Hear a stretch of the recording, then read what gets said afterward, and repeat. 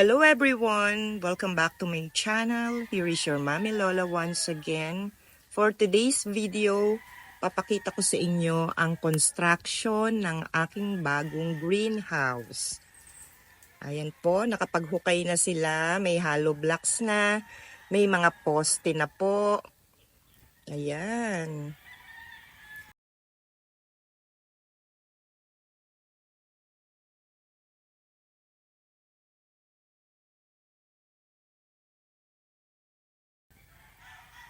Ayan po yung back view.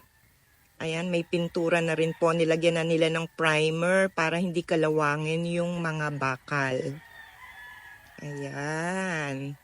And yan po yung side view and front view ng greenhouse.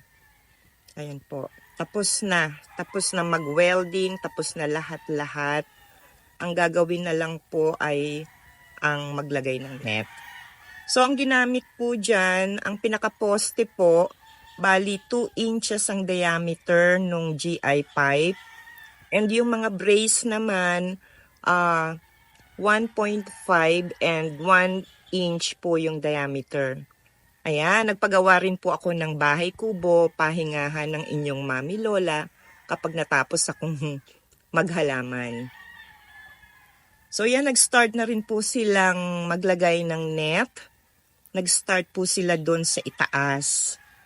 Ayan. Ayan po, marami silang gumagawa. Ayan, nako, patapos na. Ito na lang side na ito ang gagawin nila. So, malapit na talagang matapos yan. Ayan po. Bali, ang gumawa po sa akin, yung gumawa sa akin dun sa greenhouse ko, dun sa bahay namin. Siya pa rin po kasi subok ko na siya. Maganda siya po magtrabaho. Ayan. Naku, excited na po ang inyong Mami Lola. Ayan, tinatahi na nila yung net. So, lahat po ng dugtungan niyan nakatahi. So, kaya matibay. Ayan. Black na black. Hindi nakikita yung nasa loob kasi super black po kapag nasa labas tayo. Ayan, pero pagdating sa loob, ayan, ang liwanag po. Maliwanag siya. Ayan po, oh.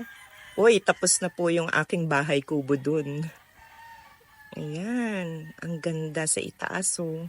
Galing talaga ng husband ko. Siya po nag-design yan. Sabi nga nila, spoiled wife daw po ako.